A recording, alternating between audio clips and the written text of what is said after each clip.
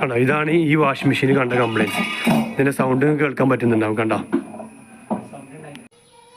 അപ്പോൾ washing machine ഈ ഒരു കംപ്ലയിൻറ്റ് കാരണം ഒഴിവാക്കാൻ നിൽക്കുന്നവരാണോ നിങ്ങൾ? തീർച്ചയായിട്ടും ഒഴിവാക്കാൻ വരട്ടെ. അതിന് മുമ്പ് നമുക്കത് ക്ലിയർ ആക്കി എടുക്കാൻ പറ്റും. കാരണം സാധാരണ രീതിയിൽ വാഷിംഗ് മെഷീൻ ഈ ഒരു കംപ്ലയിൻറ്റ് കാണൽ ഒരു ഏകദേശം ഇതിൻ്റെ വാറണ്ടി പീരീഡ് അവസാനിക്കുന്നതും കൂടെയാണ് ഈ ഫ്രണ്ടിലോട് വാഷിംഗ് മെഷീൻ ഈ ഒരു കംപ്ലയിൻറ്റ് കാണാറുള്ളത്. ഇതിൻ്റെ കംപ്ലയിൻറ്റ് എന്താ സാധാരണ രീതിയിൽ കാണാറുള്ളതെന്ന് വെച്ചാൽ കസ്റ്റമർക്ക് മനസ്സിലാക്കാൻ പറ്റുന്ന രീതി, ഒന്ന് ഈ വാഷിംഗ് മെഷീൻ്റെ ഈ ഡ്രമ്മ് ഒന്ന് കാണിച്ചു കൊടുക്കട്ടോ. ഈ ഡ്രമ്മ് നല്ല രീതിയിൽ ഇങ്ങനെ ഷെയ്ക്കിങ് വരും. അല്ലാന്നുണ്ടെങ്കിൽ നമ്മൾ വാഷിംഗ് മെഷീൻ അലക്കി കഴിഞ്ഞ് സ്പിൻ ചെയ്യുന്ന സമയത്ത് ഓവർ സൗണ്ട് വരും. അപ്പോൾ ഈ സംഭവം എങ്ങനെയാണ് റിപ്പയർ ചെയ്യുന്നത്, നമുക്ക് എങ്ങനെ ഇത് ക്ലിയർ ആക്കി എടുക്കാൻ പറ്റും, നമ്മളൊരു പുതിയ വാഷിംഗ് മെഷീൻ്റെ വർക്കിംഗ് കണ്ടീഷനിലേക്ക് ഇത് കൊണ്ടുവരാൻ പറ്റും. അപ്പോൾ എന്താണ് നമ്മൾ ചെയ്യുന്നത് എന്നുള്ളതൊക്കെ നിങ്ങൾക്കൊന്ന് കാണിച്ചു തരാം. അപ്പോൾ ഒരിക്കലും ഇതുപോലുള്ള ഫ്രണ്ട് ലോഡ് വാഷിംഗ് മെഷീൻ ഏത് കമ്പനി ആയിക്കോട്ടെ ഈ ഒരു കംപ്ലയിൻറ്റ് കാരണം നിങ്ങൾ ആരും ഒഴിവാക്കരുത്. അധികം ആളുകൾ ഈ ഒരു വാറണ്ടി പീരീഡ് കഴിഞ്ഞോട് ഈ ഒരു കംപ്ലയിൻറ്റ് കാണുമ്പോൾ ആ വാഷിംഗ് മെഷീൻ വലിയ പൈസക്ക് 35,000-40,000 രൂപയ്ക്ക് വാങ്ങിച്ച വാഷിംഗ് മെഷീനാണ്. ഈ ഒരു കംപ്ലയിൻറ്റ് കാരണം വാഷിംഗ് മെഷീൻ ഒഴിവാക്കുന്ന ഒരുപാട് ആളുകൾക്ക് നമ്മൾ കണ്ടിട്ടുണ്ട്. അപ്പോൾ ഏത് കമ്പനിയാണെന്നുണ്ടെങ്കിലും നമുക്ക് ആ വിഷയം പരിഹരിക്കാനായിട്ട്.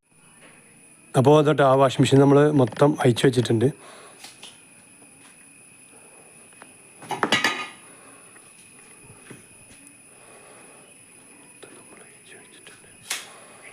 ഇനി അതിൻ്റെ കംപ്ലയിൻറ്റ്സ് നിങ്ങൾക്ക് കാണിച്ചു തരാം കേട്ടോ.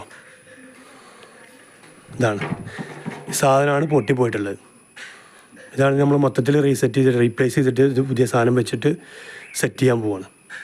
ഇത് മാത്രമല്ല മാറ്റുക, അതിൻ്റെ കൂടെ പിന്നെ എൻ്റെ 1-2 സാധനങ്ങൾ വേണ്ടി മാറ്റാനുണ്ട്. മൊത്തം ക്ലിയർ ചെയ്യും. ഓക്കെ, എന്നിട്ട് ക്ലിയർ ചെയ്തിട്ടുള്ള ബാക്കിയുള്ള കാര്യങ്ങൾ കാണിച്ചു തരാം. ഇതാണ് സംഭവം.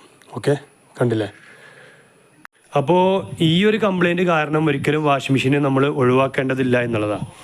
ഇത് സ്വാഭാവികമാണ്. ഒരു 4 വർഷം അല്ലെങ്കിൽ 5 വർഷമൊക്കെ കഴിയുന്ന സമയത്ത് ഓട്ടോമാറ്റിക്കാണ് ഇത് സംഭവം. നമ്മൾ ഇതിനകത്ത് സോപ്പ് പൊടി അതുപോലെ ലിക്വിഡൊക്കെ ഉപയോഗിച്ചിട്ടാണ് നമ്മൾ വാഷ് ചെയ്യുന്നത്. അപ്പോൾ സ്വാഭാവികമാണ്, പ്രത്യേകിച്ച് സോപ്പ് പൊടിയൊക്കെ ഉപയോഗിക്കുന്ന സമയത്ത് ഈ സംഭവം എന്തായാലും ഒരു 4 വർഷം കഴിയുമ്പോൾ ദ്രവിച്ച് പൊട്ടിപ്പോകുന്നതാണ്. ഇത് കാസ്റ്റ് ആൻഡ് മെറ്റീരിയലാണ്. അപ്പോൾ ഇതെന്തായാലും നമുക്കിത് പുതുതായിട്ട് മാറ്റിയിട്ട് റീസെറ്റ് ചെയ്തിട്ട് ക്ലിയർ ആക്കി എടുക്കാൻ പറ്റും. ഒരിക്കലും ഈ ഒരു കംപ്ലയിൻറ്റ് കാരണം വാഷിംഗ് മെഷീൻ ആരും ഒഴിവാക്കരുത്. നമുക്ക് റിപ്പയർ ചെയ്ത് ശരിയാക്കിയിട്ട് എടുക്കാൻ പറ്റും. ഓക്കെ,